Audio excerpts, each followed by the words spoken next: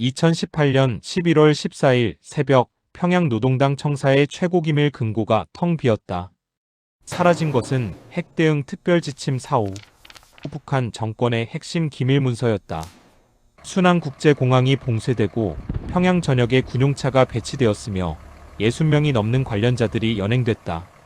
김정은의 분노는 평양을 거대한 감옥으로 만들었다. 반역자를 찾아내라. 그 분노가 한 평범한 공무원의 목을 조여오기 시작했다. 바로 평양노동당 청사 최고 기밀 문건을 관리했던 이철수였다.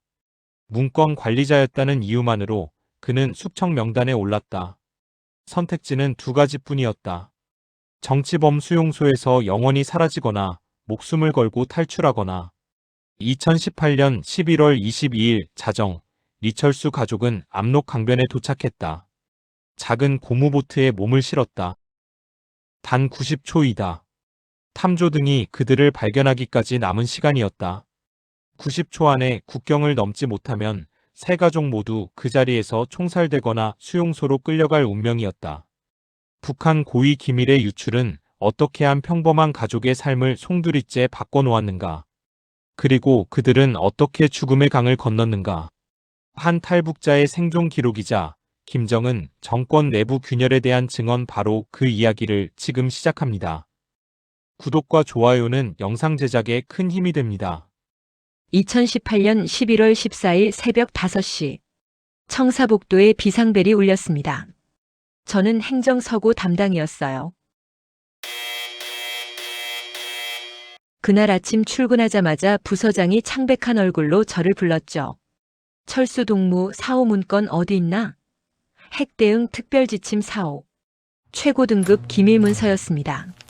제 손이 떨렸어요.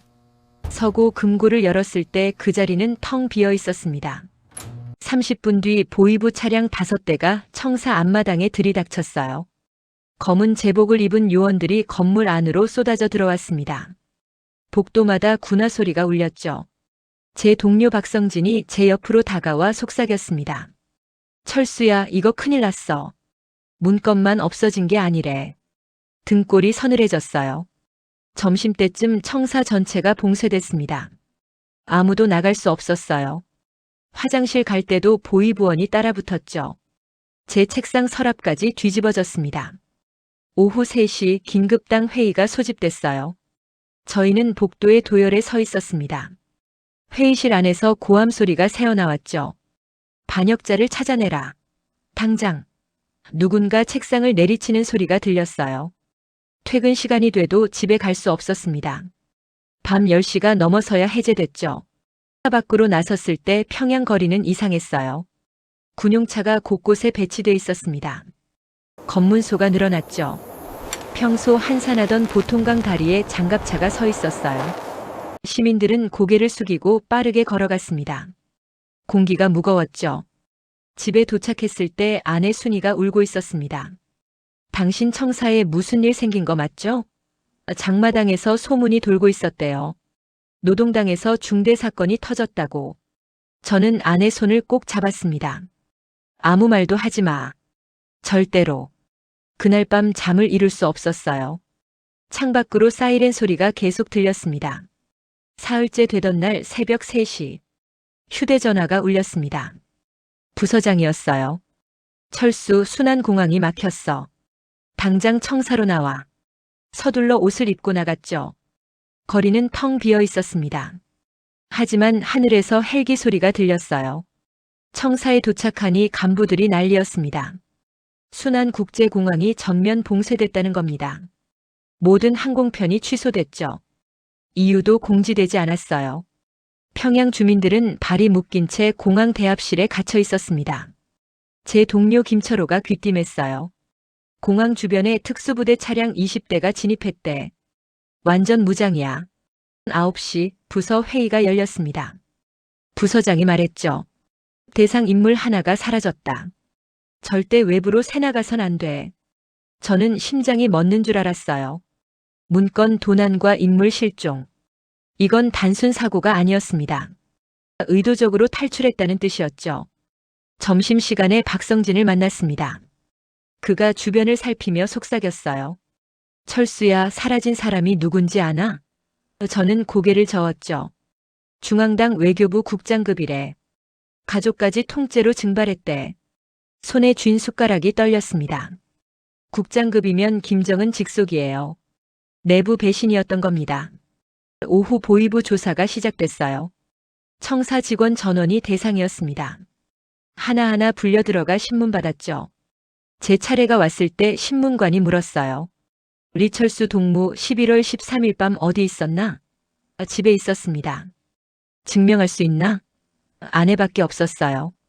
신문관은 제 눈을 뚫어지게 쳐다봤습니다. 퇴근 후 집으로 가는 길. 대동강변에 군인들이 도열해 있었어요. 검문이 강화됐습니다. 신분증을 3번이나 검사받았죠. 평양이 거대한 감옥으로 변하고 있었어요. 저는 직감했습니다. 이 사건 절대 조용히 끝나지 않을 거라고. 일주일이 지났습니다.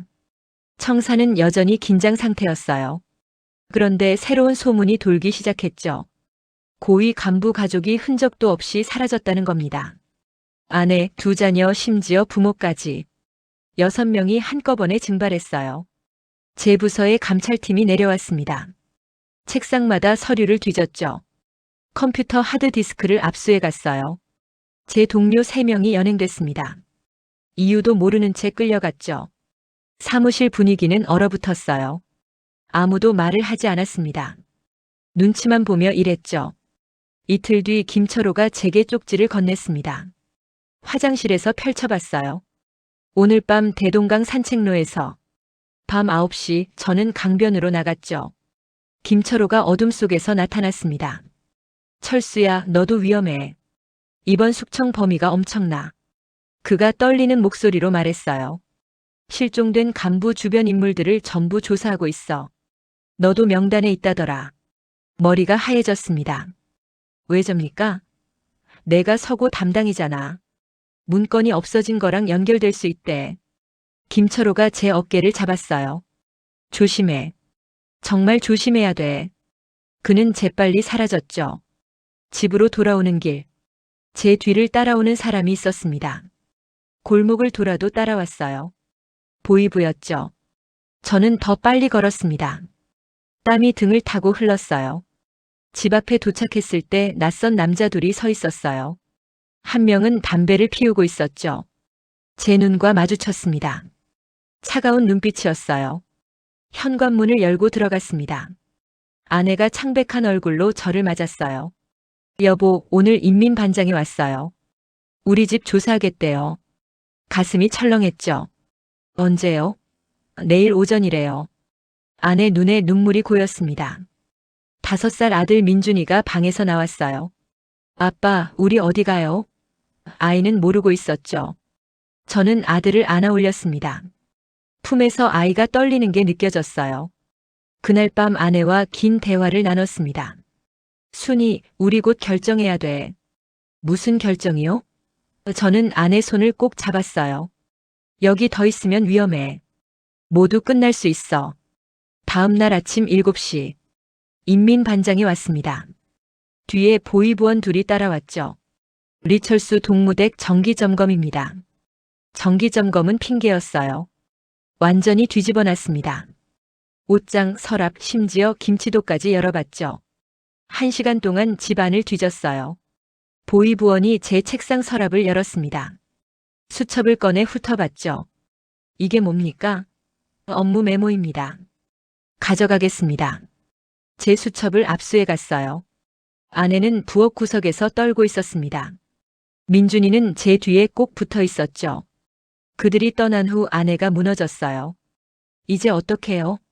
우리 끝난 거 아니에요? 저는 아내를 끌어안았습니다. 아직 아니야. 아직은. 하지만 제 목소리도 떨리고 있었죠. 오후에 청사로 출근했습니다. 제자리에 봉인 스티커가 붙어 있었어요. 부서장이 저를 불렀죠. 철수 동무 당분간 휴직 처리됐네. 왜입니까? 조사가 끝날 때까지야. 휴직은 사실상 연금이었어요. 감시 대상이 됐다는 뜻이었죠. 집으로 돌아오는 길. 장마당에 들렀습니다. 아내가 자주 가는 곳이었죠. 채소 장사 김순의 아줌마가 저를 보더니 고개를 돌렸어요. 평소엔 반갑게 인사하던 사람이었는데 다가가자 손을 저었습니다. 리철수 동무 미안해요. 요즘 당신네 집이 조사 대상이라는 소문이 퍼졌어요. 말 섞으면 저까지 위험해요. 충격이었습니다. 소문이 벌써 퍼진 거예요. 장마당 사람들이 저를 피했죠.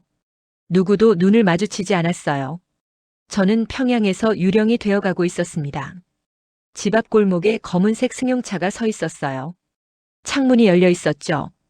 안에서 남자 둘이 저를 지켜보고 있었습니다. 숨기지도 않았어요. 당당하게 감시하고 있었죠. 제가 집에 들어갈 때까지 시선을 떼지 않았습니다. 그날 저녁 아내가 울먹이며 말했어요. 여보, 오늘 민준이 유치원 선생님이 전화했어요.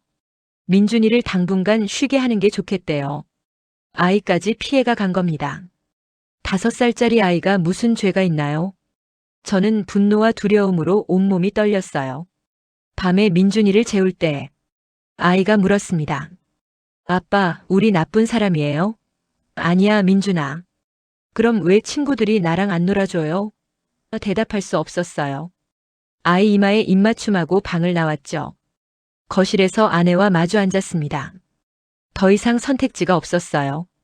3일 뒤 밤, 김철호에게서 연락이 왔습니다. 철수야, 내일 새벽 4시에 을밀대 뒤편으로 와. 꼭. 다급한 목소리였어요. 저는 새벽에 몰래 집을 빠져나왔죠. 감시 차량이 보였지만 골목길로 우회했습니다. 김철호가 기다리고 있었어요. 그의 옆에 낯선 남자가 있었죠. 군복이었습니다. 이 사람은 인민군 보위사령부 최중희야. 신뢰할 수 있어. 최중희가 담배를 꺼내 물었어요. 리철수 동무 특급 대상 어호에 대해 들어봤습니까? 심장이 쿵쾅거렸습니다. 아닙니다. 최중희가 담배 연기를 내뿜었죠. 중앙당 대외연락부 부부장 한광석. 김정은 동지 직속이었습니다. 핵지침 사호 문건 관리 책임자였죠. 손에 쥔 주먹이 땀으로 젖었어요. 최중희가 계속 말했습니다. 11월 13일 밤 10시. 한광석은 문건을 손에 쥐고 가족과 함께 평양을 빠져나갔습니다. 신의주 방향이었죠. 압록강을 건넜어요. 중국으로 탈출했습니다. 머릿속이 하얘졌어요. 부부장급이 핵기밀을 들고 탈북했다니. 지금 평양이 뒤집힌 이유가 바로 그겁니다. 최중희 목소리가 낮아졌죠. 김정은 동지가 직접 지시했어요. 연루자 전원 색출. 주변 인물 모두 조사. 철수 동무도 그 명단에 있습니다. 저는 아무 관련이 없는데요. 제가 소리쳤어요. 최중희가 고개를 저었습니다. 상관없어요. 철수 동무는 서고 담당이었죠. 그것만으로도 충분합니다. 김철호가 제 팔을 잡았어요. 철수야, 지금 평양에서 연행된 사람만 60명이 넘어. 모두 정치 범수용소로 갔어. 다리에 힘이 풀렸습니다. 60명. 그 중에는 무고한 사람도 있을 거예요. 저처럼. 최중희가 마지막으로 말했습니다. 한광석 가족은 지금 한국에 있어요. 문건 내용이 국제사회에 공개될 예정이죠. 평양 고위층은 발칵 뒤집혔습니다. 연루자 숙청은 계속될 겁니다. 철수 동무 선택하세요. 여기 남아서 수용소로 가든지 아니면 말을 끝내지 않았어요. 하지만 의미는 명확했죠. 집으로 돌아오는 길. 하늘이 밝아오고 있었어요. 새들이 지저귀기 시작했죠. 평소 같으면 아름다운 아침이었을 겁니다. 하지만 제게는 절망의 아침이었어요. 집에 들어갔습니다. 아내가 깨어 있었어요. 여보, 어디 갔다 왔어요? 저는 아내 손을 잡았습니다. 순이, 우리 떠나야 해. 지금 당장. 결정을 내렸습니다. 가족과 함께 탈출하는 것. 다른 선택지는 없었어요. 김철호가 브로커를 소개해줬죠.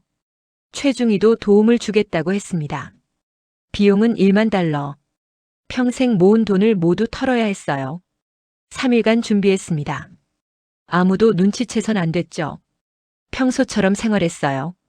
장마당도 가고 인민반 회의도 참석했습니다. 밤에만 짐을 쌌죠. 최소한만 가져가기로 했어요.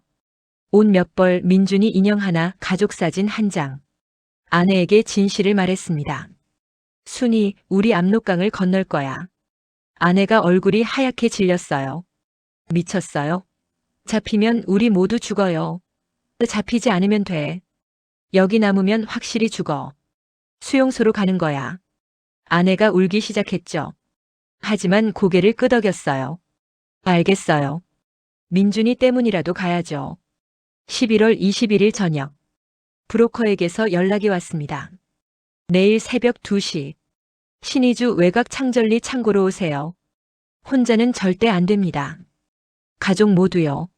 손이 떨렸어요. 내일이었습니다. 그날 밤 짐을 최종 점검했어요. 배낭 하나에 모든 걸 넣었죠. 현금 500달러, 중국 돈 2,000위안, 비상약, 손전등, 건전지, 물 2병, 빵 5개. 그게 전부였어요. 민준이에게 말했습니다. 민준아, 내일 아빠랑 엄마랑 여행 가는 거야. 조용히 해야 돼. 알았지? 아이가 고개를 끄덕였죠. 아빠, 어디 가요? 좋은데. 민준이가 친구들이랑 마음껏 놀 수 있는데. 아이가 웃었어요. 그 웃음이 가슴을 찔렀습니다. 밤 11시. 마지막으로 집을 둘러봤어요. 10년을 살았던 곳이었죠. 모든 추억이 여기 있었습니다. 결혼식 사진, 민준이 첫돌 사진, 가족들과 찍은 사진. 모두 두고 가야 했어요. 아내가 사진첩을 쓰다듬었죠. 미안해요, 순이. 괜찮아요. 우리가 살아있으면 새로 만들 수 있어요. 새벽 1시. 집을 나섰습니다. 감시 차량은 보이지 않았어요. 하지만 긴장을 늦출 수 없었죠. 골목을 빠져나가 역 쪽으로 갔습니다. 김철호가 기다리고 있었어요. 낡은 트럭이 있었죠. 빨리 타요. 시간 없어요.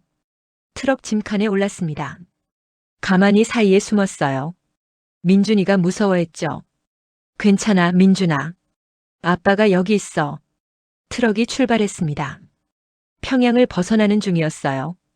검문소를 통과할 때마다 심장이 멎는 줄 알았습니다. 하지만 브로커가 준비한 통행증이 통했어요. 4시간을 달렸습니다. 신의주에 도착했을 때 동이 트기 시작했어요. 창고 앞에서 내렸죠. 브로커가 나왔습니다.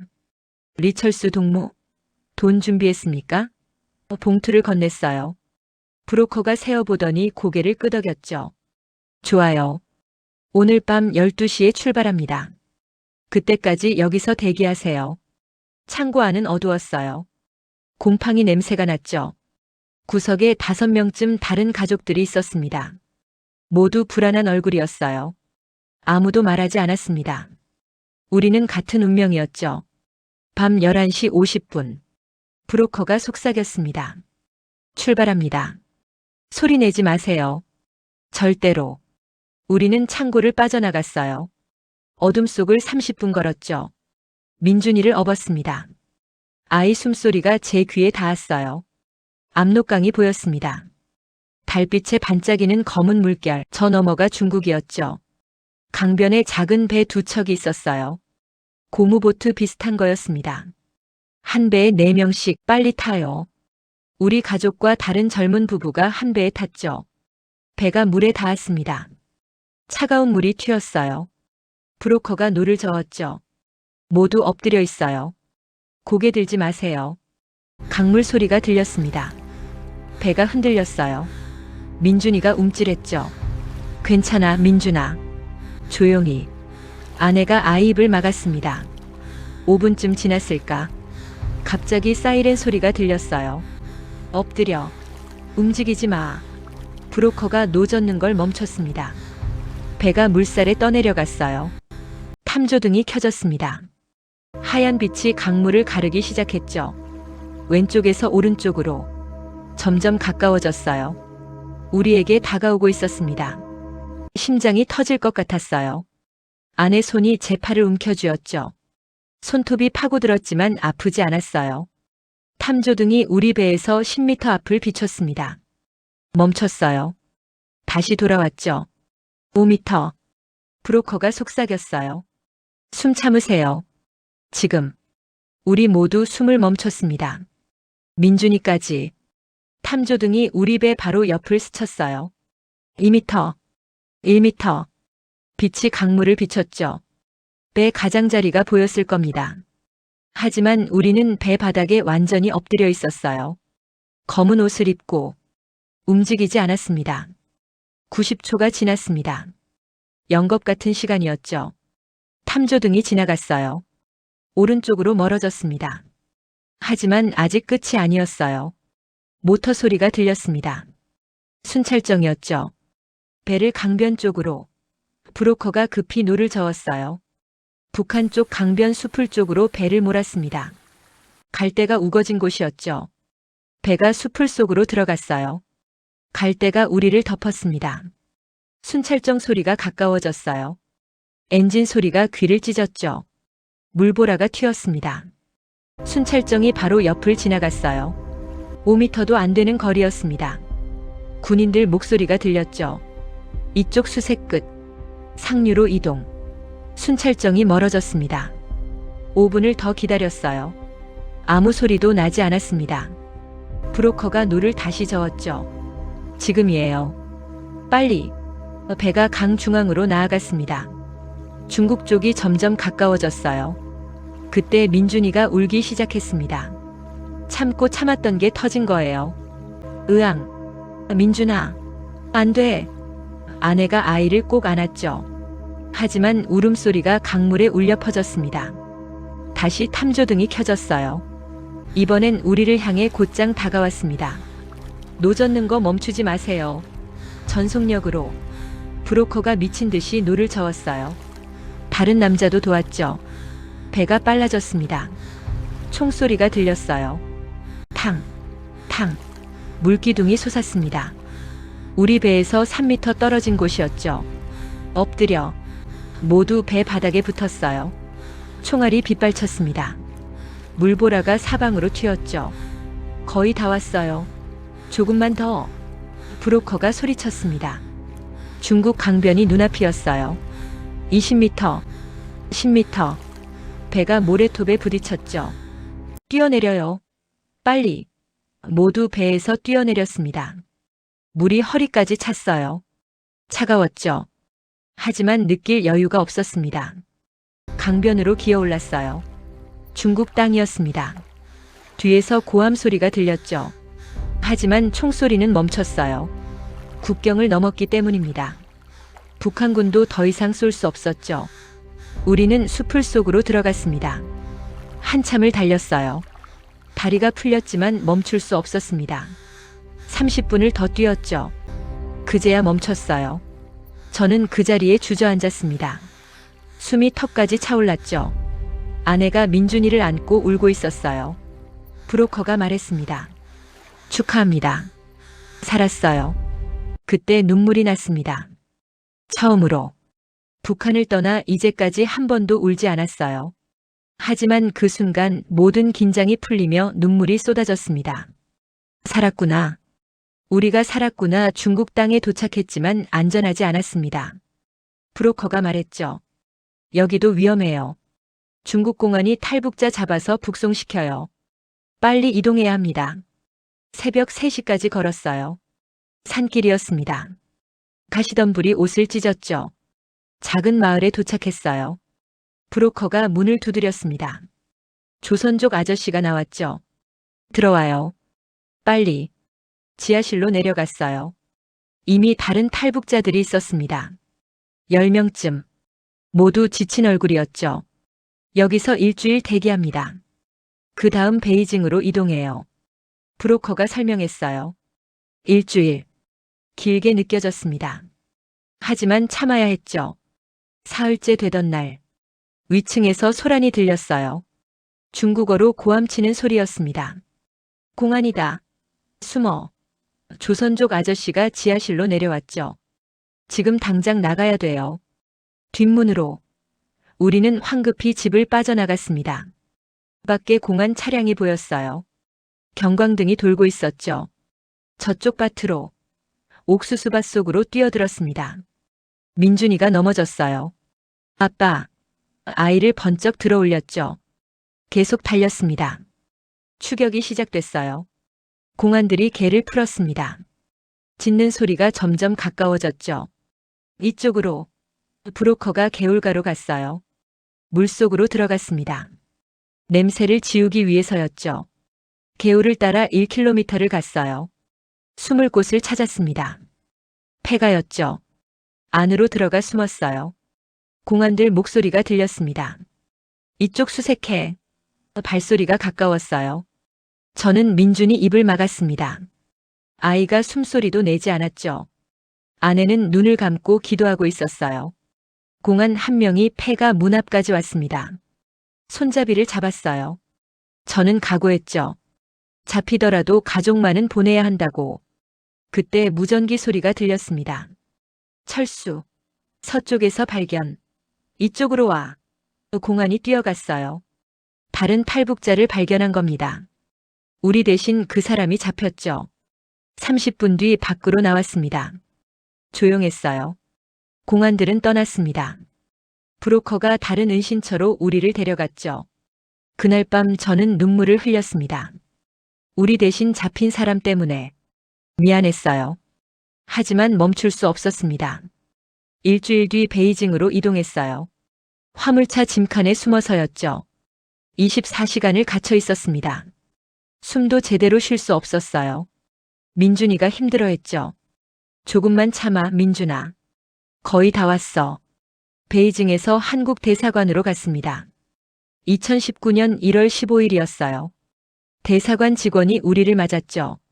고생하셨습니다. 이제 안전합니다. 그 말을 듣는 순간 무릎이 꺾였어요. 정말 끝난 겁니다. 우리가 살아남은 겁니다. 2019년 2월 28일 인천공항에 도착했습니다.